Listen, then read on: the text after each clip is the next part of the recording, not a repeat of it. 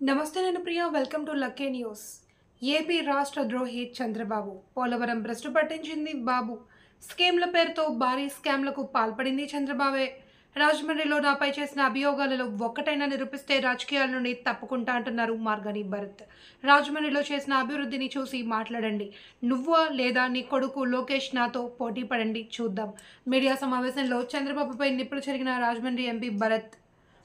ప్రతిపక్ష నేత మాజీ ముఖ్యమంత్రి చంద్రబాబు నాయుడు నవ్యాంధ్రప్రదేశ్ రాష్ట్ర ద్రోహి, రాష్ట్ర అభివృద్ధిని, ఈ రాష్ట్ర ప్రజలను నిలువున మోసం చేసిన ద్రోహి అని YSR Congress party parliamentary chief whip Rajahmundry MP Margani Bharath Ram నిప్పులు చెరిగారు. మంగళవారం నగరంలోని జేఎన్ రోడ్డు ఏకేసీ కళాశాలలో ఆనుకుని ఉన్న పార్కులో నిర్వహించిన మీడియా సమావేశంలో ఆయన మాట్లాడుతూ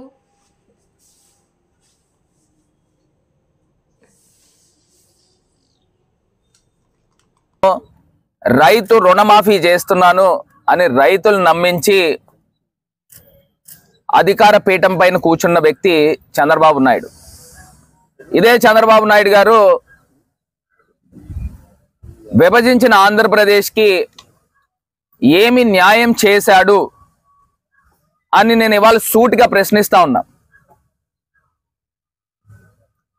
విభజించిన ఆంధ్రప్రదేశ్కి ద్రోహిగా చంద్రబాబు నాయుడు గారు వ్యవహరించారు. ముమ్మాటికి ఇది నిజం నిజం నిజం నిజం. ఎందుచేతనంటే ఆంధ్రప్రదేశ్ విభజించిన తర్వాత, అన్యాయంగా విభజించిన తర్వాత ఈయన ఎన్డీఏ ప్రభుత్వంలో భాగస్వామి అయ్యాడు. తెలుగుదేశం పార్టీ 4 సంవత్సరాలు. ప్రజల యొక్క కోరిక, ప్రజల యొక్క హక్కు, ప్రత్యేక హోదాని తుంగలోకి తొక్కిన వ్యక్తి ఈ చంద్రబాబు నాయుడు కాదా అని అడుగుతా ఉన్నాం. ప్రత్యేక హోదా అనేది సంజీవినయ, ప్రత్యేక హోదా గురించి పోరాటం చేసే వాళ్ళందరిపైన కేసులు కట్టిన వ్యక్తి చంద్రబాబు నాయుడు కాదా అని అడుగుతా ఉన్నా. అవును కదా, ఒక అంశం. రెండో అంశం దగ్గరికి వచ్చి పోలవరం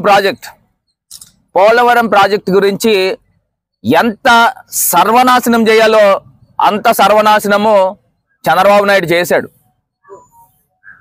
ఇది నేను గంటాపదంగా చెప్పగలుగుతా. ఓపెన్ ఛాలెంజ్, ఓపెన్ డిబేట్కి నీ పార్టీలో ఉన్నవాళ్ళు ఎవరినైనా తీసుకొచ్చుకో, నేను ఒక్కడనే వస్తాను. నాకు మీ పార్టీలో ఎంతమంది సభ్యులు ఉన్నారో పోలవరం ప్రాజెక్ట్ గురించి నా దగ్గర ఉన్న సబ్జెక్టులో నాతో పోటీ పడమను. డిబేట్ పోలవరం ప్రాజెక్ట్ గురించి నేను మాట్లాడతా. పోలవరం ప్రాజెక్టులో థంబ్ రూల్స్ ఫాలో కాకుండా, కాఫర్ డ్యామ్లు కంప్లీట్ కాకుండా డైఫ్రమ్ వాల్ స్టార్ట్ చేశాడు. అదేవిధంగా స్పిల్ గేట్లు కంప్లీట్ కాకుండా కాఫర్ డ్యామ్ సగం స్టార్ట్ చేశాడు. అన్ని సగం. మొత్తము ఒక శాంటిటీ లేకుండా పోలవరం ప్రాజెక్ట్ని భ్రష్టు పట్టించిన వ్యక్తి ఈ చంద్రబాబు నాయుడు ద్రోహి అని చెప్తా ఉన్నా. ఆంధ్రప్రదేశ్ ప్రజల యొక్క ద్రోహి. అటు కాఫర్ డ్యామ్ కట్టకుండా అక్కడక్కడ చిన్న ఓపెనింగ్లు పెట్టి డైరెక్ట్గా ఏదైతే కింద ఉన్న డయాఫ్రమ్ వాల్కి ఆ వరదల ప్రభావానికి ఎత్తుకెళ్ళిపోయింది. దాంట్లో ఆ ఈసీఆర్ఎఫ్ డ్యామ్ కట్టే ప్రదేశంలో పెద్ద స్కవర్స్, అగాధాలు 5 మీటర్లు 6 మీటర్లు పిచ్చిగా అన్ఈవెన్గా పడిపోయింది. ఆ ఈసీఆర్ఎఫ్ డ్యామ్ దగ్గర ఇప్పుడు శాండ్ తీసుకొచ్చి హైడ్రాలిక్ కంపాక్షన్ చేస్తూ మొత్తం అంతా కూడా ఈసీఆర్ఎఫ్ డ్యామ్ కింద బేస్ అంతా కూడా నున్నగా క్రికెట్ స్టేడియం లా తయారు చేస్తున్నారు, క్రికెట్ గ్రౌండ్ లాగా చేశాడు. ఆ భూముల్లో 150 కోట్లు కొట్టేశానట. ఓపెన్ గా ఛాలెంజ్ చేస్తున్నానండి, మీరు రండి చూపించండి, ఎన్ని ఏజెన్సీలు పెట్టుకుంటారో పెట్టించుకోండి. ఆల్రెడీ మీరు కోర్టుకి వేశారు, కోర్టు అంతా కూడా క్లియర్ గా ఉందని క్లీన్ చీట్ ఇచ్చి ఏదైతే మీరు కోర్టులో కేసు వేశారో కోర్టు కూడా కొట్టేసింది, హైకోర్టు. అయినా తీసుకొచ్చి నా పైన బురద జల్లే కార్యక్రమం. నేనంట ప్రతి వర్క్ లోను 15% అంట. ఎవడని చెప్తే నవ్విపోతారు. అంటే మనకు ఆ జబ్బు ఉంది కాబట్టి, మనకి పచ్చకామర్లు ఉంది కాబట్టి లోకం అంతా పచ్చగా కనబడతా ఉంటుంది. నేను 15% కాదు కదా, 1% కూడా మేము తీసుకో. మేము ఎక్కడి నుంచి వచ్చాం, మా కుటుంబ నేపథ్యం ఏంటి, మేము ఏ రకంగా వచ్చాము, మాది ఎప్పుడో తాతల ముత్తాతల దగ్గర నుంచి కూడా మేము ఆస్తులు ఉన్న వాళ్ళమే, మీకు తెలియదేమో. మాకు తిరుపతిలో స్టీల్ ప్లాంట్ ఉండేది, బెరంపూర్లో గ్యాస్ ఫ్యాక్టరీ ఉండేది, మంగళగిరిలో గ్యాస్ ఫ్యాక్టరీ ఉండేది, ఐస్ ఫ్యాక్టరీ ఉండేది. ఇంకా మేము చాలా బతికిన వాళ్ళం. ఇంకా ఆస్తులు అమ్ముకుని వాళ్ళ రాజకీయాల్లో ఇంకా ఒక రకంగా చేస్తే రాజకీయాల్లో ఆస్తులు అమ్ముకున్న వాళ్ళం మేము. మాకు ఆ రకమైన అవినీతి కార్యక్రమాలు చేయాల్సిన దౌర్భాగ్య పని మాకేం పట్టల. ఇవాళ నేను ఒకటే చెప్తా ఉన్నాం, మేము ఇవాళ ఆస్తులు అమ్ముకుని రాజకీయాలు చేస్తున్నాము అంటే అందరూ చెప్తా ఉంటారు, ఏదో పైకి చెప్తా ఉంటాడు రాజకీయ నాయకులు సంపాదించుకోరా అని. సంపాదించుకుంటే వ్యాపారాలు చేసుకుని నీతిగా సంపాదిస్తాం అంతే తప్పితే రాజకీయాల్లో నిజంగానే మేము చెప్తున్నాం, రాజకీయాల్లో ఆస్తులు అమ్ముకున్నాం.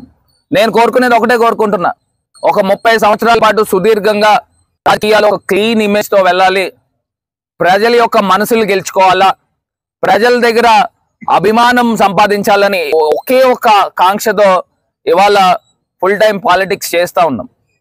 అదే ఇక్కడే పుట్టా, రాజమండ్రిలో ఇక్కడే పెరిగా, నా ఊరిని నేను డెవలప్ చేసుకుంటున్నా, నా ఊరితో నాకు ఒక ఇమోషనల్ బాండేజ్ ఉంది. మీరు చంద్రబాబు నాయుడు గారు మీరు 14 సంవత్సరాలు ముఖ్యమంత్రి చేశారు కదా, ఈ 14 సంవత్సరాల్లో మేము రాజమండ్రిలో డెవలప్ చేసింది కనీసం ఏ కాన్స్టిట్యున్సీలో అయినా ఓపెన్ ఛాలెంజ్ చేస్తున్నా, మీరు చూపించగలుగుతారా?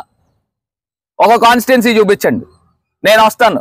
ఇగో పలానా కాన్స్టిట్యున్సీలో నేను ముఖ్యమంత్రిగా ఈ కార్యక్రమాలు చేశాను అని మీరు చూపించండి. నేను రాజమండ్రిలో ఈ డెవలప్మెంట్ నేను చేశానని నేను చూపిస్తాను, చేసామని చూపిస్తాం. Open challenge. పోనీ మీరు ఛాలెంజ్ తీసుకోకపోతే మీ అబ్బాయిని తీసుకోమనండి. ఇంకా మీ అబ్బాయి ఏం కాదు కదా, నేను ఇంకా ఎంపీ, సిట్టింగ్ ఎంపీ. మీ అబ్బాయి మామూలు ఖాళీనే కదా, మాజీ ఎమ్మెల్సీ, ప్రజల్లోంచి గెలిచినోడు కాదు, మాజీ మంత్రి, ప్రజల్లోంచి గెలిచినోడు కాదు. మీరు ముఖ్యమంత్రి కాబట్టి పోస్ట్ ఇచ్చుకున్నారు. ఓపెన్. ఇవాళ ఒకళ్ళని బ్లేమ్ చేసే ముందు మనము